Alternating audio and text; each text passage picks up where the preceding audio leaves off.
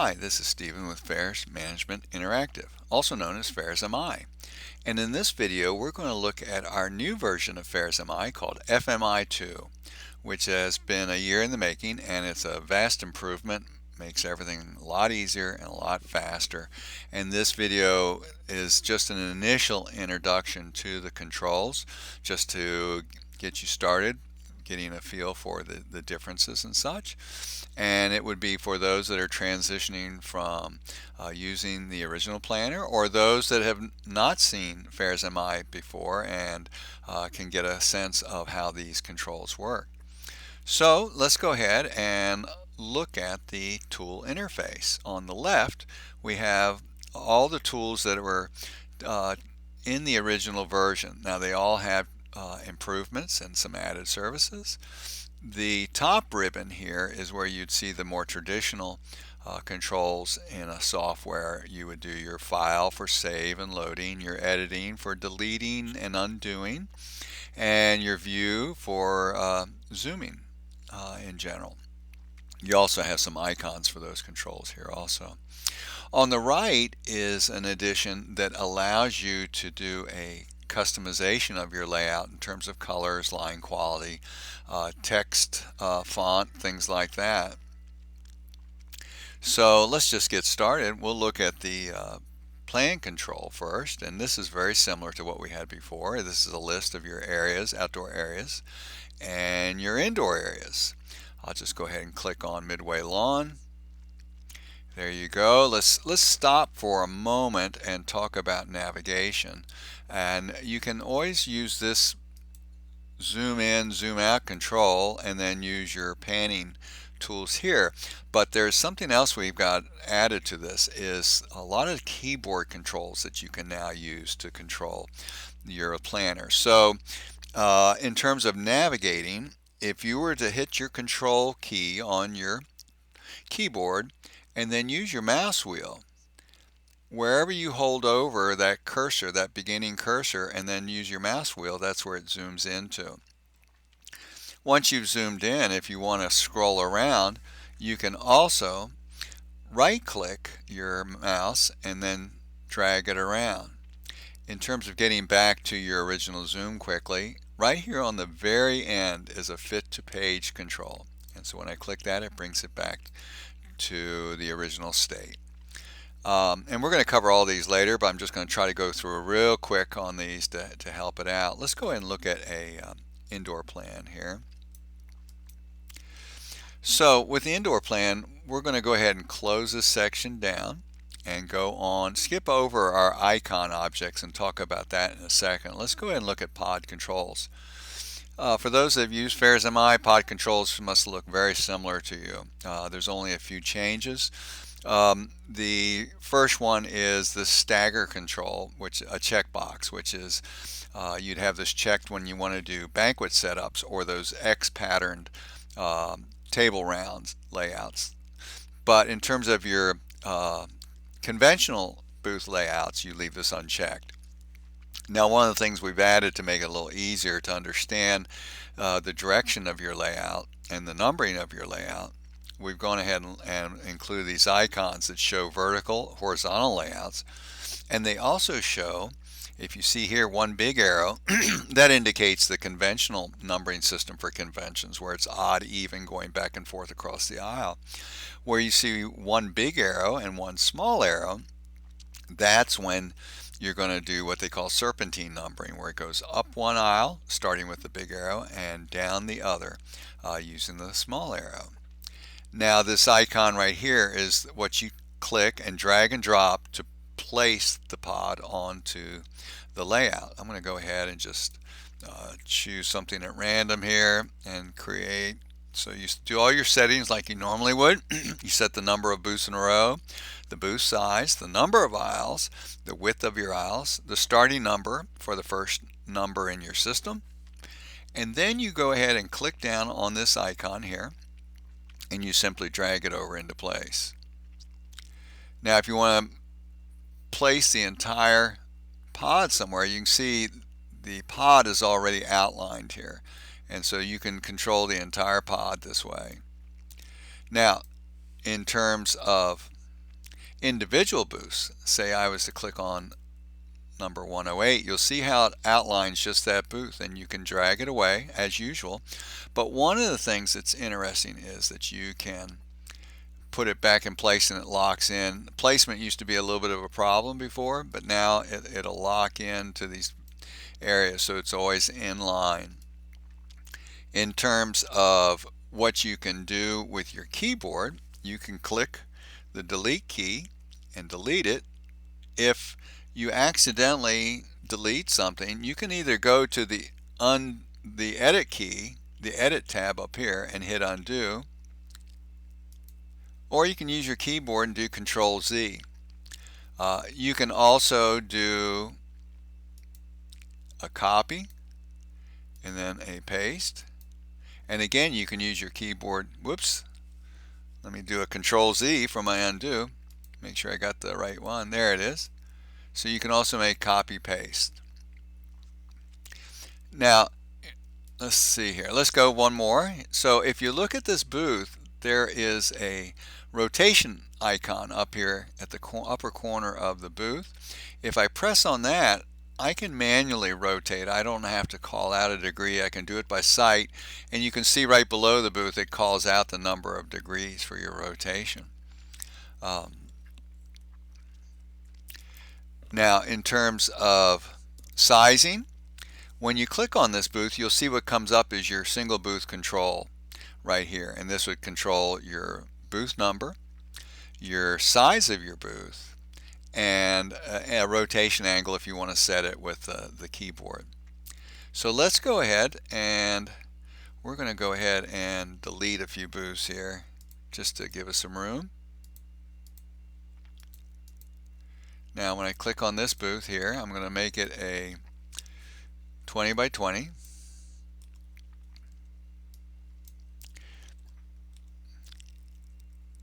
And then I hit OK.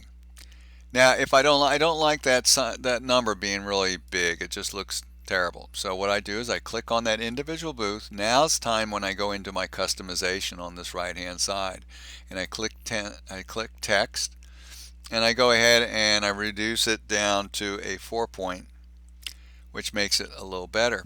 If I was to sell this booth, I could actually control the color with the style control. Now here's something really interesting. We used to only be able to really put in numbers here, but if I go in here and in where it's booth number and put, oh, let's say member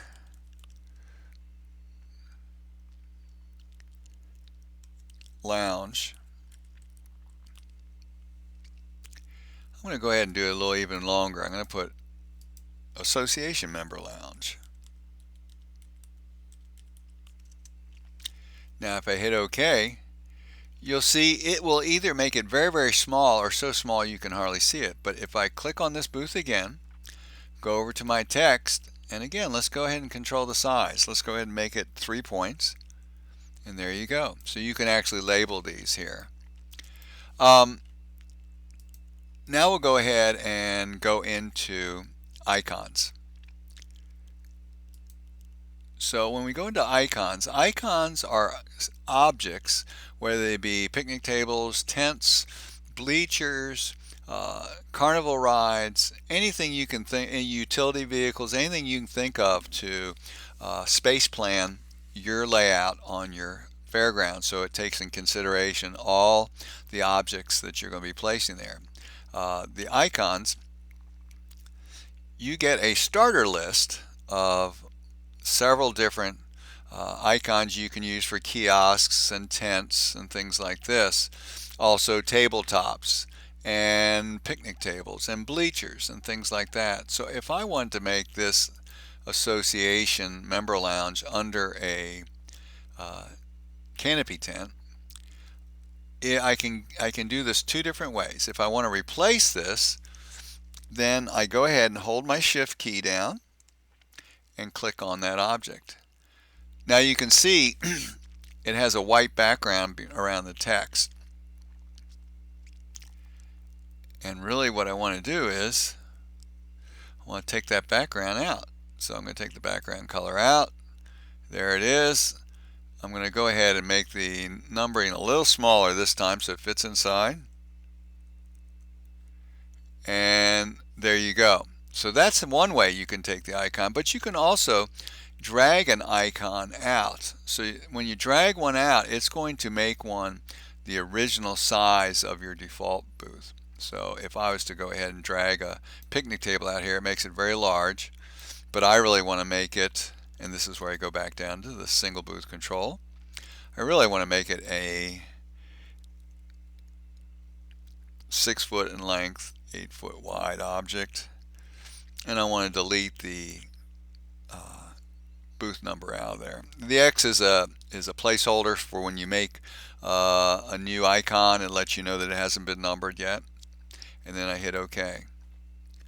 So now I can start doing these picnic tables around here. So again, for icons, you can either click on a booth and hit the shift key as you click on your icon, or just drag one in.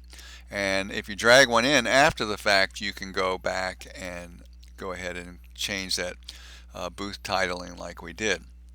Now again, for icons, you get a starter kit of tabletops and different types of objects. You get you also get your signs and things like that to be able to put up, and your rides and such. So that's a starting kit, but if you want to go ahead and collect more objects, or you need more types of objects, you hit this Get Shapes. And what it does, we have on site various collections, and we're adding them every week. But these are all collections that you can add in to your icon list, and we can discuss that a little bit in another lesson. If we go back to our planner, I'm going to go ahead and close that down. All you do is click it to close it down.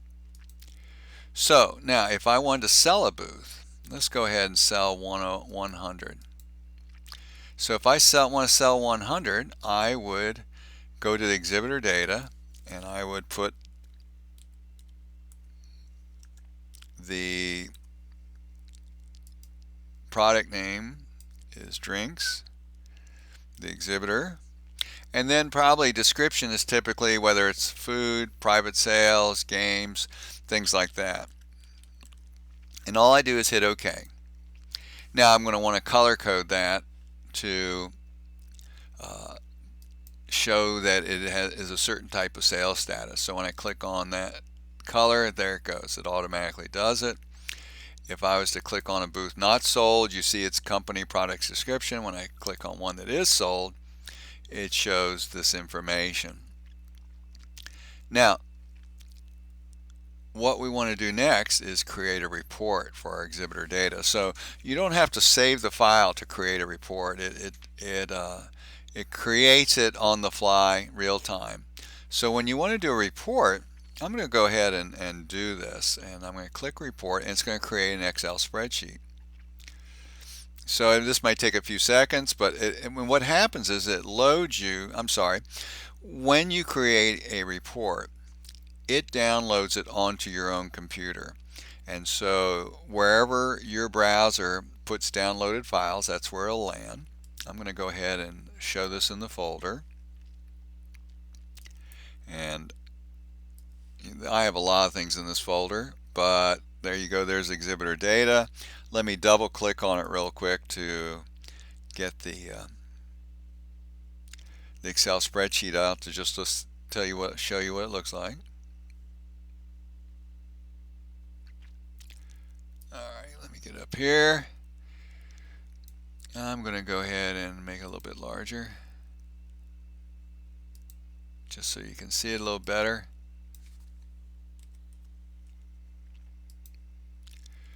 So you'll see what it's done here. It's got the booth number, it's got the company product and description, just like we said, and then it takes all your booths, and it adds up their sizes. It creates a booth inventory.